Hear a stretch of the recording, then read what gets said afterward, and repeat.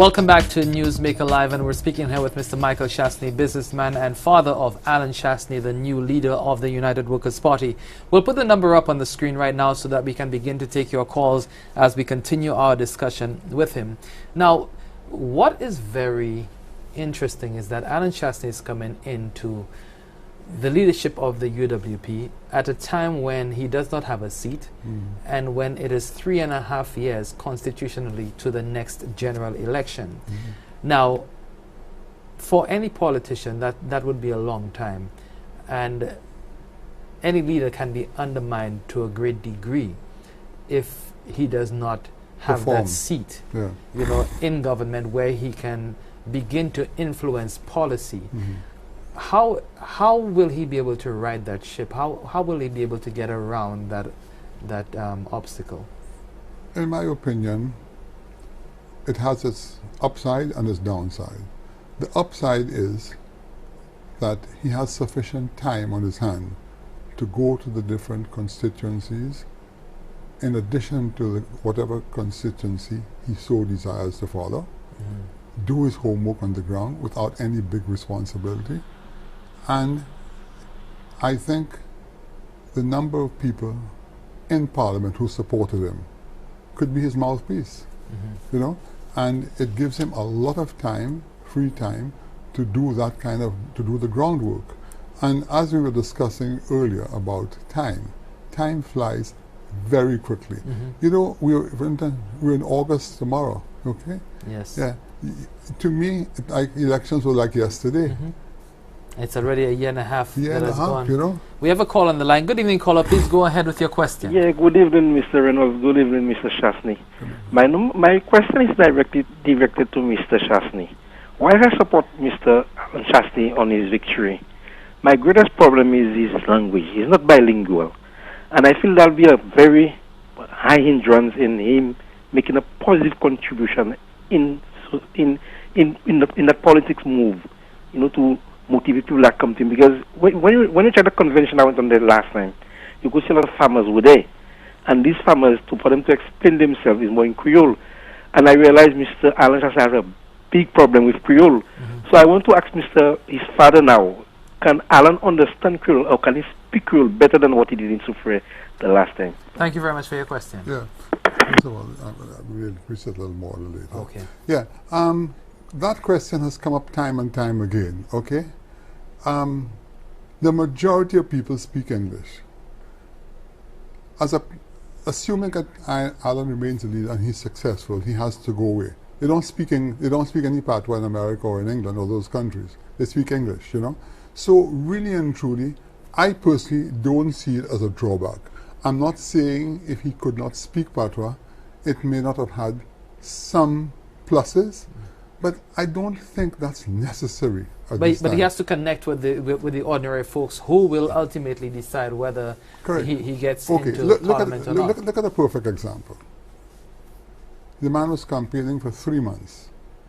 Look at the results of the elections. So the results of this, is it show that a person who was not able to connect? He has been able to connect. The fact that he did so well at the polls tells a story.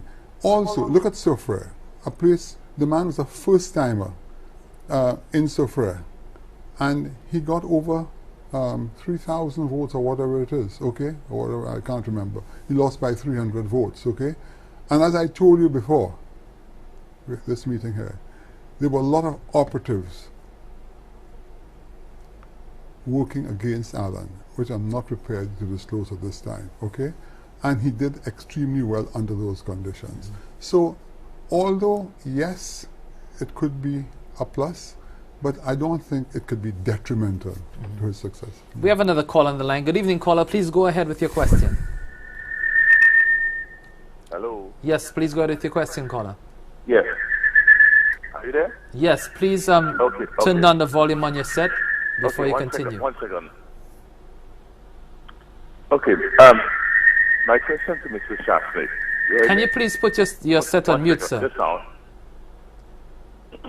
Okay. Okay, my question to Mr. Chastney, right?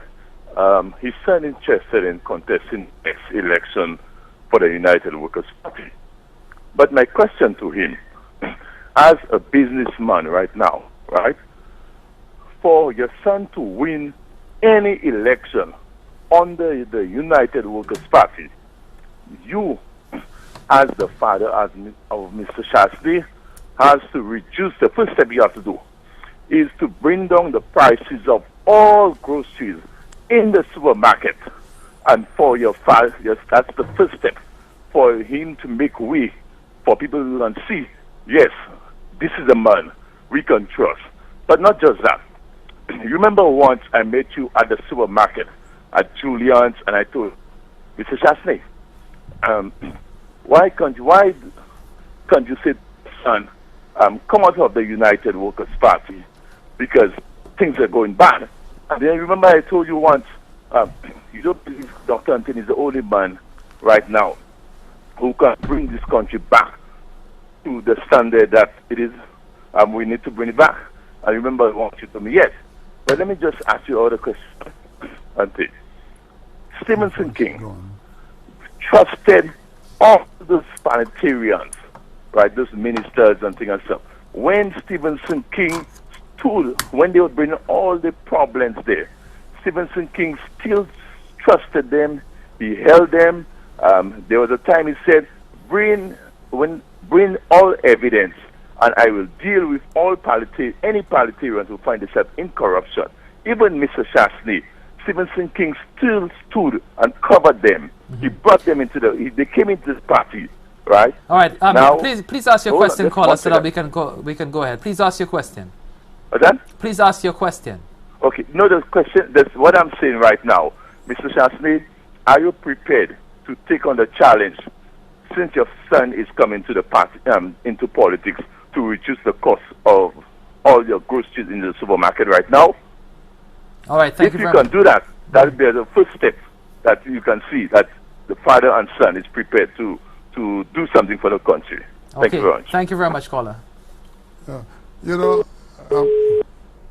caller, you are asking the virtual impossible. I have not come here to tell you what you want to hear.